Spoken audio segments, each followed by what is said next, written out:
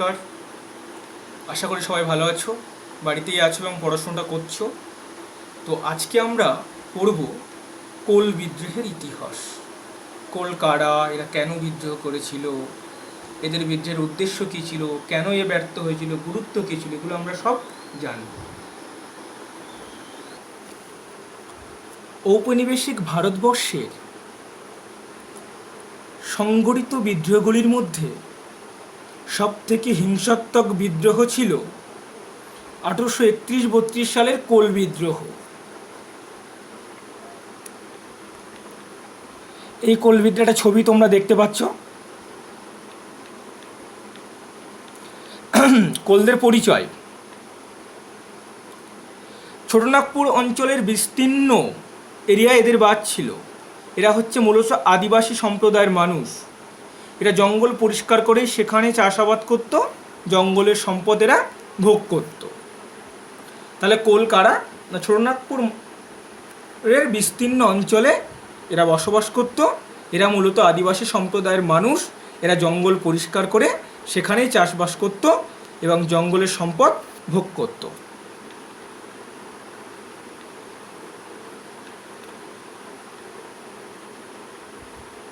কোল বিদ্রোহের কারণ দেখো, এই কোল মনে রাখবে এরা একটা আদিবাসী সম্প্রদায়ের মানুষ।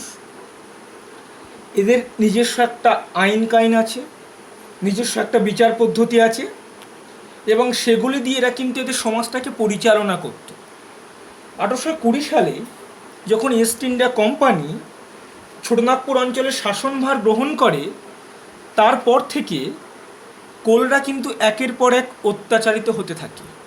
আর এই অত্যাচারের বহিঃপ্রকাশ স্বরূপ তারা কিন্তু বিদ্রোহের পথে পা বাড়ায়। তো কোল বিদ্রোহের প্রথম যে কারণটা হচ্ছে, এটা হচ্ছে জমি বন্দোবস্ত। মানে কোল যে পরগনা বা যেখানে কোলরা বাস করত, সেই অঞ্চলের জমিগুলো কিন্তু কোনোরূপ ভূমি রাজস্ব ব্যবস্থার আওতায় ছিল না। কারণ এই জমিগুলি কি ছিল? অনাবাদি জমি। এই জমিগুলি কি ছিল? জঙ্গলার দ্বারা আবৃত জমি। কোলরা কি করেছিল? এই জমিগুলিকে পরিষ্কার করে নিজেদের চাষাবাদ যোগ্য করে তুলেছিল। কিন্তু নতুন ভূমি রাজস্ব ব্যবস্থায় আমরা কি দেখলাম? এই জমিগুলিকেও ভূমি ব্যবস্থার মধ্যে ঢুকিয়ে নেওয়া হলো। প্রথম এই কারণটা যে ভূমি বন্দোবস্ত। 2 নম্বর কারণটা হচ্ছে অতিরিক্ত কর আরোপ। অতিরিক্ত কর আরোপ মানে হচ্ছে যে পরিমাণ কর ইস্ট ইন্ডিয়া কোম্পানি এদের উপর চাপিয়েছিল, সেটা দেওয়াটা এদের পক্ষে কখনোই সম্ভব ছিল না। সুতরাং এই করের চাপে যে শোষণ, যে নিপীড়ন ইস্ট ইন্ডিয়া কোম্পানির কর্মচারীরা কোলদের করেছিল, এই শোষণ নিপীড়ন থেকে মুক্তির জন্যই কিন্তু কোলরা কী করেছিল না, বিদ্রোহের পথে পা বাড়িয়েছিল। আফিম চাষ না, আফিমের রপ্তানি প্রচুর পরিমাণে একটা সময় চীনে হয়েছে। তো আফিম চাষ করেছে কারা? জঙ্গলমহলের কৃষকরা। এখন যে কৃষকের ধানের জমিতে আফিম চাষ হবে, তার তো খাবারের সংকট দেখা দেবে, এটাই স্বাভাবিক। তো এই আফিম চাষের ফলে কী হয়েছিল না, কৃষকের খাবারের সংকট দেখা দিয়েছিল। এই কোলদের খাদ্য সংকট কোলরা কিন্তু বিদ্রোহের পথে পা বাড়িয়েছিল। নগদে খাজনা আদায়। নগদে খাজনা মানে এতদিন ধরে কোলরা খাজনা দিত কি, নিজের উৎপন্ন ফসলের কিছু অংশ হয়তো জমিদারকে দিত, কিন্তু এই নগদে খাজনা দেওয়াটা কোলদের কাছে কিন্তু বিরাট একটা বোঝা। নগদে খাজনা দিতে গিয়ে তারা কি করেছিল? তারা মহাজনদের কাছ থেকে মহাজনের কাছ থেকে সুদে টাকা নিত, যে টাকা তারা কোনোদিন শোধ দিতে পারতো না। জীবন জীবিকার আঘাত। জীবন জীবিকা আঘাত মানে কোলরা তো জঙ্গলমহলে কাঠ করাতো, জঙ্গল থেকে বিভিন্ন প্রাণী শিকার করত, জঙ্গল থেকে তারা বিভিন্ন রকম শস্য ফলিয়ে খেত। সেই জঙ্গলে তাদের প্রবেশ নিষেধ করা হলো। তাদের যে প্রাচীন জীবিকা, তাদের যে পূর্বপুরুষের জীবন জীবিকা, সে তাদের হারাতে হলো। তারা প্রচুর পরিমাণের জন্য কিন্তু মনে মনে আঘাত পেয়েছিল। কোল ঐতিহ্য ধ্বংস। কোলদের একটা নিজস্ব ঐতিহ্য আছে, তাদের একটা আলাদা সংস্কৃতি পরিমণ্ডল আছে, তাদের একটা আলাদা পরিকাঠামো আছে, সামাজিক রীতিনীতি আছে। সেগুলো কিন্তু ইস্ট ইন্ডিয়া কোম্পানি আইন করে ধ্বংস করে দিয়েছিল। এই যেমন কোলরা মদ খায়, এরা ওদের স্বাভাবিক জীবনযাপন। এই মদের উপর কর আরোপ করা হয়েছিল, যেটা কোলরা ভালোভাবে নিয়নি। কারণ কোলরা তো মদই তাদের জীবন, তারা মহুয়া ফল থেকে মদ তৈরি করে। এখন এই মহুয়া ফল সংগ্রহ করায় নিষেধ করে দেওয়া হলো। তারপরে তাদের যে একটা ঐতিহ্য, সেটা কিন্তু আঘাত পেল। আর কি হতো না, কোলদের অঞ্চলে ধরো জমিদারদের বাড়ি হবে বা রাস্তাঘাট হবে বা কোনো রকম সরকারি কোনো রকম কাজ হবে, ওদের বেকার খাটানো হতো, কোনো রকম টাকা কেউ দিত না। সুতরাং এর বিরুদ্ধে কিন্তু তারা কোলরা কিন্তু লড়াই করেছিল। এগুলো হচ্ছে কোল বিদ্রোহের কারণ। তাহলে প্রথম কারণ কি বললাম, ভূমি বন্দোবস্ত, দ্বিতীয় কারণ হচ্ছে অতিরিক্ত কর আদায়, তৃতীয় হচ্ছে আফিম চাষ, চারে হচ্ছে নগদে খাজনা আদায়, পাঁচে জীবিকার উপর আঘাত, কোলদের ঐতিহ্য ধ্বংস করা, আর বেকার খাটানো, মানে টাকা না দিয়ে খাটানো। এই বিদ্রোহের বিবরণের সঙ্গে আমরা কি পড়ব, মূল বিষয়বস্তু, পূর্ব ঘটনা, বিদ্রোহের প্রসার কোথায় ঘটেছিল, বিদ্রোহের নেতা কারা ছিল, বিদ্রোহের লক্ষ্য কী ছিল। তো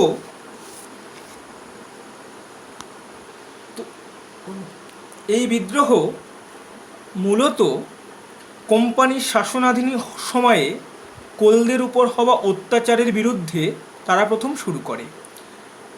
কর্মচারী, রাজকর্মচারী, বিশেষ করে জমিদার, জোতদার, মহাজন, শস্য ব্যবসায়ী সকলকে ওরা হত্যা করে। এই মতো অবস্থায় ইংরেজ সরকারের সাহায্য প্রার্থনা করে ওখানকার জমিদাররা, এবং এই জমিদারের সাহায্যের উপর ভিত্তি করে কোলদের উপর আক্রমণ শুরু করে ব্রিটিশ সরকারের বিভিন্ন বাহিনী। তার আধুনিক অস্ত্র নিয়ে কোলরা তাদের কাছে আত্মসমর্পণ করতে বাধ্য করে। এটা কিন্তু মনে রাখবে প্রথম পর্বের ঘটনা, 1820-21 ঘটনা এটা। মানে প্রথম দিকে কি হচ্ছে যে এই সকল ক্ষোভে 1820-21 সালে কোলরা বিদ্রোহ ঘোষণা করেছে, এবং সেই বিদ্রোহ মানে একদম ছোট অবস্থায় দমন করে দিয়েছে। কিন্তু পুনরায় 1831-32 সালে কোলরা বিদ্রোহ ঘোষণা করে, এবং তারা একটা ঘোষণাপত্রের দ্বারা জানিয়ে দেয় যে বহিরাগতদের ছোটনাগপুর ছাড়তে হবে, এবং যদি তারা ছোটনাগপুর না ছাড়ে তবে তাদেরকে মেরে দেওয়া হবে। এবং তারা বহিরাগতদের ধরে নিয়ে কি করে না, তাদের যে দেবতা তার সামনে তারা বলি দেয়। এই সময় বিদ্রোহীদের আক্রমণের মূল লক্ষ্য ছিল জমিদার মহাজনদের ঘরবাড়ি, সরকারি থানা ও জমিদারের ক্ষেত খামার, এইসব জায়গায় তারা কিন্তু আগুন লাগিয়ে দিত। নিষ্ঠুরভাবে তারা কিন্তু কী করতো না, বহিরাগতদের হত্যা করত। তাহলে প্রথম পর্বে কি হলো, প্রথম পর্বে একটা আন্দোলন জমাট বাঁধলো। কোথাতে না, আন্দোলনটা জমাট বাঁধলো মূলত কোল অধ্যুষিত সমগ্র অঞ্চলে। কিন্তু আন্দোলনটাকে থামিয়ে দিল কে না, তৎকালীন ব্রিটিশ সরকার। এটা কোথায় হয়েছিল, চাইবাসার কাছে। এই চাইবাসার কাছে প্রথম পর্বের যুদ্ধটা হয়। প্রথম পর্বে কোলরা যুদ্ধ করে ব্রিটিশ সরকারের সঙ্গে, সেখানে কি হয়, কোলরা পরাজিত হয়। পরবর্তীতে কি হয়, 1831-32 সালে পুনরায় কোলরা কিন্তু বিদ্রোহ ঘোষণা করে। তাদের বিদ্রোহের লক্ষ্য কী ছিল বললাম। ঠিক এই রকম হত্যাকাণ্ড চলার সময় চার্লস মেটকাফের মতে এই বিদ্রোহীদের লক্ষ্য ছিল ইংরেজ শাসনের অবসান ঘটানো। সাধারণ চাষি, কামার, কুমোর, গোয়ালা প্রভৃতি অন্তজ শ্রেণীর যে মানুষ, তারা কিন্তু তীর, ধনুক, টাঙ্গি, বল্লভ এবং মনের জোর ও একাগ্রতা নিয়ে কিন্তু এই বিদ্রোহে যোগদান করেছিল। এই বিদ্রোহের প্রসার কোথায় ঘটেছিল না, রাঁচি, হাজারিবাগ, সিংভূম, মানভূম ও ছোটনাগপুরে। তোমরা একটা মানচিত্র দেখতে পাচ্ছ, দেখো এই মানচিত্রটা হচ্ছে মূলত কোল বিদ্রোহের মানচিত্র। কোল বিদ্রোহ কোন কোন কেন্দ্রে হয়েছিল এখানে আলোচনা করা আছে। এবার কি হয়েছে, বিদ্রোহ দমন। দেখো দুর্বার গতিতে যখন এই বিদ্রোহ ছড়িয়ে পড়ল, তখন কি হলো না, কলকাতা, কানপুর, বেনারস, সম্বলপুর, পাটনা থেকে ক্যাপ্টেন উইলকিনসনের নেতৃত্বে একটা বিশাল বাহিনী কিন্তু এসে পৌঁছালো, এবং 1833 সালে গণহত্যার দ্বারা তারা কী করলো না, এই বিদ্রোহকে দমন করতে সচেষ্ট হলো।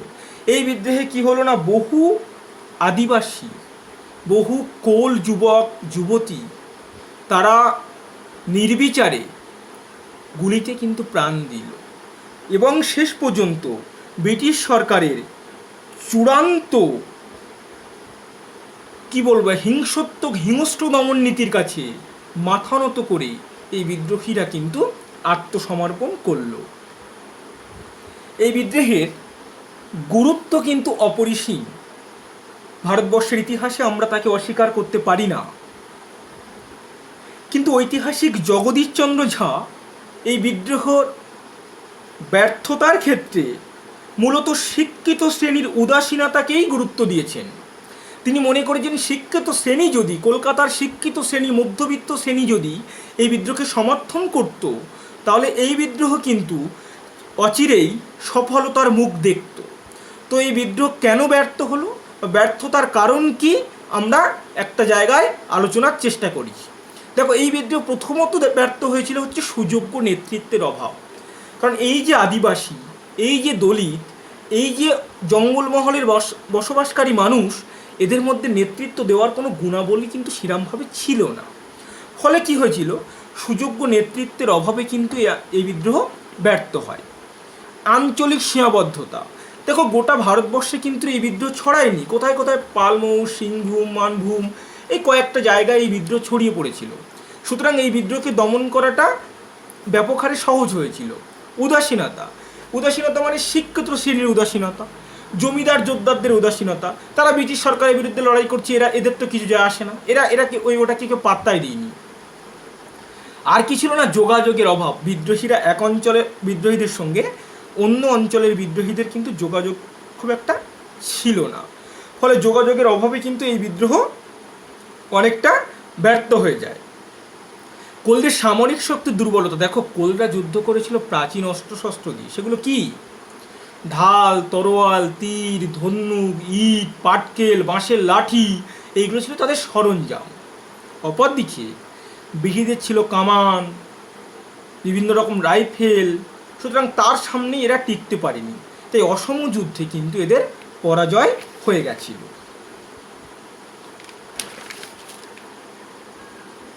আমরা কোল বিদ্রোহের কতগুলি বৈশিষ্ট্য লক্ষ্য করতে পারবো এখানে। কি বৈশিষ্ট্য? না, কোল বিদ্রোহের প্রথম যে বৈশিষ্ট্য আছে সেটা হচ্ছে কোল বিদ্রোহ মূলত আদিবাসী বিদ্রোহ। এই বিদ্রোহটা মূলত হচ্ছে আদিবাসী বিদ্রোহ। কেন না, আদিবাসীরা এই বিদ্রোহে নেতৃত্ব দিয়েছিল। এই বিদ্রোহের সমস্ত কিছু ডিপেন্ড করেছিল কিসের উপর? আদিবাসীদের উপর। সুতরাং এই বিদ্রোহ ছিল একটি আদিবাসী বিদ্রোহ। 2 নম্বর পয়েন্ট কি আছে? ব্রিটিশদের বিরুদ্ধে গণমুক্তি। এই বিদ্রোহ কিন্তু ব্রিটিশ শাসনের অবসান চেয়েছিল। ফলে ব্রিটিশদের বিরুদ্ধে তারা কিন্তু একটা গণমুক্তি, মানে ব্রিটিশ শাসন থেকে তারা পুরোপুরি মুক্তি চেয়েছিল।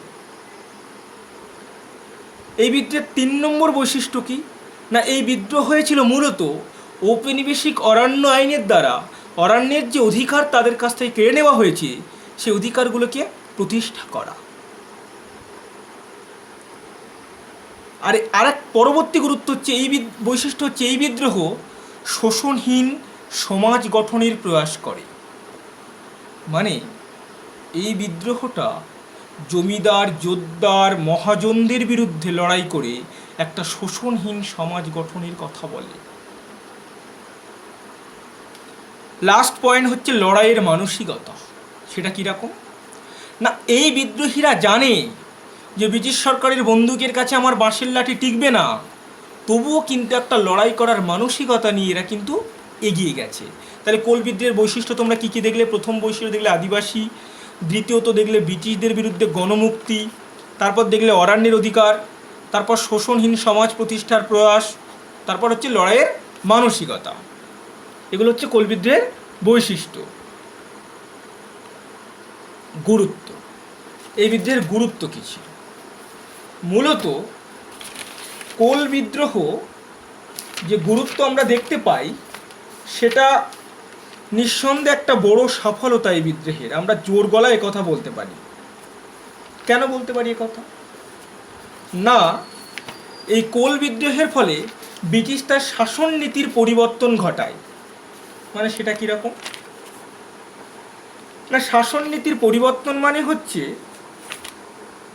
এই বিদ্রোহ যে অঞ্চলগুলো কোল অধ্যুষিত অঞ্চল, সেখানে ব্রিটিশ শাসন নীতি কিছুটা হলেও পরিবর্তন ঘটে গেছিলো, যে এইভাবে শাসন আমরা করব না, আমরা অন্যভাবে শাসন করব।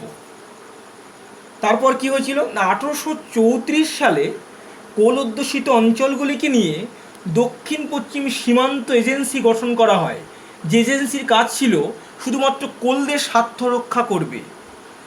কোল অধ্যুষিত অঞ্চলগুলিতে ব্রিটিশের যে আইন, সে আইন বাতিল হয়ে কোলদের যে নিজস্ব আইন, সে আইন প্রবর্তনের কথা কিন্তু বলা হয়।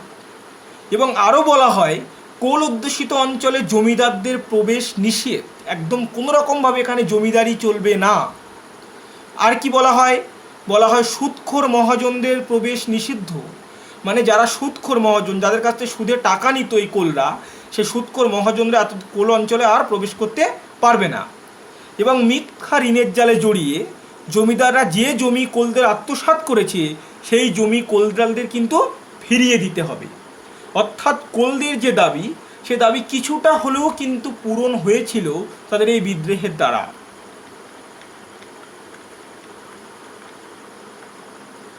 সমগ্র আলোচনা থেকে আমরা একথা বলতে পারি যে ছোটনাগপুর অঞ্চলের এই উপজাতি বিদ্রোহ ছিল অন্তজ শ্রেণীর একেবারে ঔপনিবেশিক শোষণের বিরুদ্ধে শেষ আর্তনাদ, যেখান থেকে তারা বেরিয়ে আসতে চেয়েছিল।